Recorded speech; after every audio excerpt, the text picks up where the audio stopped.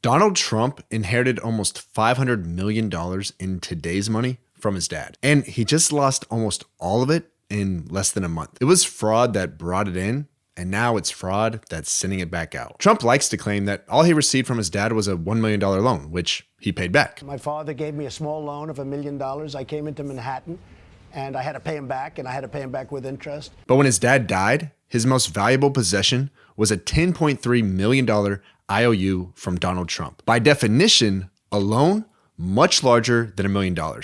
That was not paid back. It wasn't just loans though. The New York Times found 295 different streams of revenue that Trump's dad created for Donald. It was multiple trust funds, shares in partnerships, ownership in buildings, fake revenue funneled through shell companies, and almost all of it was a giant scheme to avoid gift tax. One of the main fraudulent schemes was lying about the value of properties to cheat the government out of hundreds of millions of tax dollars. For example, when his older brother died, they valued his share of his dad's real estate empire at $13.2 million.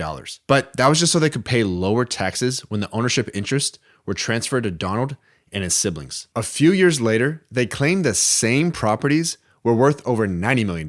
Real estate doesn't go up 7x in value over a couple years unless it starts out as a piece of dirt and you build something on it. Still not convinced? One of the buildings, Parkbriar, was valued at $2.9 million when Fred Trump Jr. died. But just 18 days earlier, they'd stated under oath that it was worth $17.1 million. So basically, they claimed that the property lost 83% of its value in 18 days, right when it was transferred to Donald and his siblings. And then its value went straight back up to where it was before. How convenient. So when they needed property values to be low to avoid taxes, they lied and said they were worth less than they really were. Then when they wanted to use one as collateral for a loan, they lied and said they were worth more than they really were. That is what Trump just got caught for. The apple doesn't fall far from the tree. The judge said that in order to borrow more and at lower rates, he submitted blatantly false financial data, resulting in fraudulent financial statements. He was ordered to pay over $350 million in damages and barred from running any business in New York for the next 3 years, including his own. This comes less than a month after he was ordered to pay more than $83 million in damages in a defamation case. That means that he's on the hook for over $430 million, almost the entire amount he inherited from his dad, adjusted for inflation. The next question is, does he even have enough money to pay for it? And what happens if he doesn't? Well, I don't have access to his personal finances, but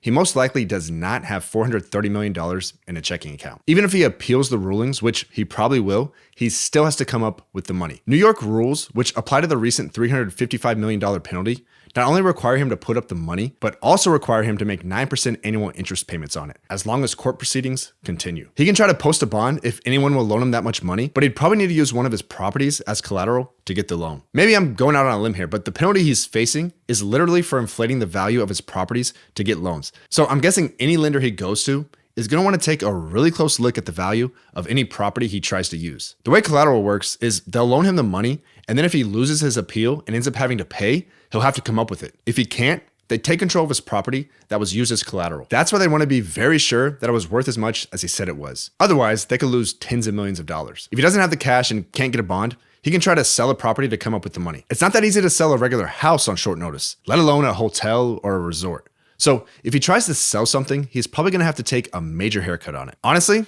I think he could use a major haircut, but not that kind. His last option will be to file bankruptcy. He's no stranger to doing that, but it might not be a good look in an election year. Things don't appear to be getting better for Trump anytime soon. Apparently, he can't even pay his legal bills. I just learned about this today. Trump has already used almost $50 million of people's political donations to pay for his personal legal fees, just in the past year. How is that legal? But apparently it is. But if I were going to give my hard-earned tax dollars to a politician, I'd want them to use it to win their election, not pay their personal legal fees. Call me crazy, but if he's a billionaire, shouldn't he be able to pay for his own legal fees? That's not a political take. It's just common sense. Last thing, if this is your first time here, I'm Kyle, a former investment advisor to portfolio managers at Merrill Lynch and Morgan Stanley, and I created this channel to help bring Wall Street insights to Main Street investors. If you want to continue the discussion, check out the link below to my free Discord, and stay tuned for my next big video, which will be evaluating Biden on his economic policies.